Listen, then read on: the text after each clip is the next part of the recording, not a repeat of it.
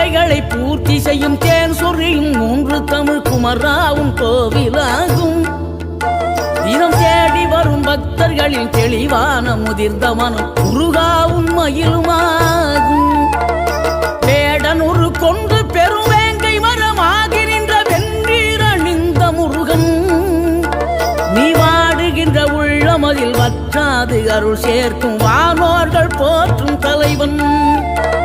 நீரெடுத்த மேனியுடன் ஆரெழுத்தில் பேரெடுத்து நினைவெல்லாம் இனிக்கின்றவன், நீ ஓரெழுத்து ஆயுதமாய் ஒளிகின்ற வேலெடுத்து உறுதுணையாய் வருகின்றவன், எனக்கு உறுதுணையாய் வருகின்ற